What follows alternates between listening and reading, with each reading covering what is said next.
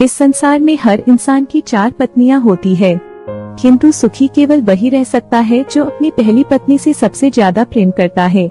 एक साधु बाबा ने अपने शिष्य से कहा। इस पर उनके शिष्य ने हैरानी से पूछा, परंतु यह कैसे संभव है गुरुदेव? मैं कुछ समझा नहीं। बाबा ने मुस्कुराते हुए कहा, मैं समझाता हूँ बेटा। चलो तुम्हें एक कहानी सुनाता हूँ। यह काफी समय पहले की बात है। एक राज्य में एक बहुत अमीर व्यापारी रहता था और जैसे कि मैंने बताया उसकी 4 पत्नियां थी। वह अपनी चौथी पत्नी से सबसे अधिक प्रेम करता था। वह हमेशा उसे महंगे से महंगे कपड़े और कीमती गहने दिलाता, उसको मनपसंद व्यंजन खिलाता, उसकी हर इच्छा पूरी करता था। वह उसका बहुत ध्यान रखता था और उसको हर चीज में बेस्ट देने की कोशिश करता था। वह अपनी तीसरी पत्नी से भी प्रेम करता था। वह उसका अभिमान थी और इसीलिए व्यापारी अपनी तीसरी पत्नी को लेकर अपने दोस्तों के सामने बहुत शो ऑफ करता था। लेकिन इसके साथ ही ना जाने क्यों वह हमेशा डर में रहता था कि उसकी तीसरी पत्नी उसे छोड़कर किसी और के साथ न चली जाए।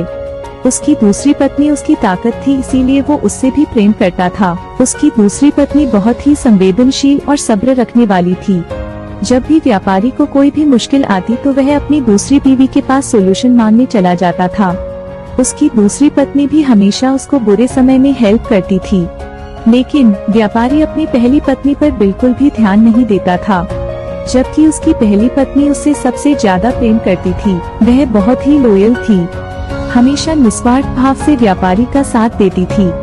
उसका व्यापारी के व्यापार को बढ़ाने और उसके घर को संभालने में सबसे ज्यादा योगदान था। इतना सब के बाद भी व्यापारी उस पर बिल्कुल भी ध्यान नहीं देता था और उसे हमेशा इग्नोर ही करता था। शिष्य ने और भी हैरानी से पूछा, परंतु ऐसा क्यों गुरुदेव? अगर व्यापारी अपनी दूसरी, तीसरी और चौथी पत्नी से प्रेम करता था तो पहली पत्नी के इतना सब करने के बाद भी उसे क्यों प्रेम नहीं मिला? साधु बाबा ने मुस्कुराते हुए कहा, अभी समझ जाओगे बेटा, आगे सुनो। एक दिन वही व्यापारी बहुत बीमार पड़ गया। उसको समझ में आ गया था कि उसका समय पूरा हो गया है और वह कभी भी इस धरती से जा सकता है। तभी उसको अपने सुख समृद्ध जीवन का ध्यान आया तो उसने सोचा, अभी मेरे पास साथ देने के लिए 4 पत्नियां थी, किंतु अब मैं एकदम अकेला हो जाऊंगा। इस बात को सोचकर वह बहुत डर गया।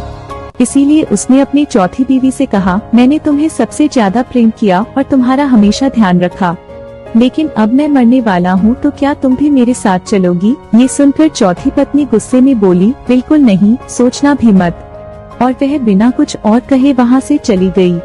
इससे व्यापारी के दिल में मानो छुरी सी चल गई। दुखी होकर उसने अपनी तीसरी पत्नी से पूछा, मैं तुम्हें भी बहुत प्रेम करता हूँ तो क्या अब मरते समय तुम चलोगी मेरे साथ? ये सुनकर उसकी तीसरी पत्नी ने बिना किसी लगाव के कहा, नहीं, यह जीवन बहुत खूबसूरत है। तुम्हारे जाने के बाद मैं किसी और से शादी कर लूंगी और खुशी से रहूंगी। यह सुनकर व्यापारी का दिल मानो डूब सा गया और वह बहुत निराश सा हो गया। लेकिन फिर उसने अपनी दूसरी पत्नी से कहा, जब भी जीवन में मुसीबत आई तुमने हमेशा मेरी हेल्प की, मुझे फिर से तुम्हारी हेल्प चाहिए। मेरे मरने के बाद तुम भी मेरे साथ चलो ना? यह सुनकर दूसरी पत्नी ने कहा, देखो, मैं ज्यादा से ज्यादा शमशान तक तुम्हारे साथ जा सकती हूँ, लेकिन उसके आगे नहीं। यह सुनकर तो मानो व्यापारी के दिल पर बिजली सी गिर गई और वह टूट सा गया। लेकिन तभी एक आवाज आई, मैं आपके साथ चलूंगी चाहे आप कहीं भी जाए। व्यापारी ने सर उठाकर देखा तो यह उसकी पहली बीवी की आवाज थी। वह बहुत ही वीक हो गई थी, जैसे कि उसको बहुत समय से कुछ खाने को ना मिला हो।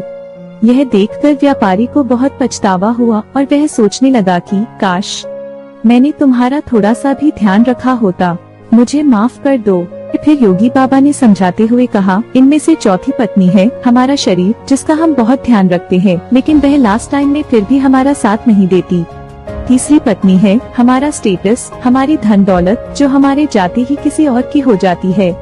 दूसरी पत्नी है हमारी फैमिली और दोस्त, जो कि हमारे कितने भी करीब क्यों ना हो, लेकिन केवल शमशान तक ही साथ जा सकते हैं।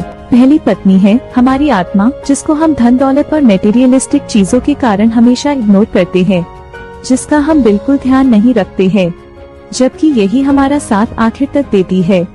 इसीलिए हमें दुनिया की मोह माया से ऊपर उठकर सबसे ज्यादा इसी पर ध्यान देना चाहिए। यह सुनकर शिष्य भी सब समझ गए और मुस्कुराते हुए बोले, जी गुरुदेव, आप बिल्कुल सही कह रहे हैं।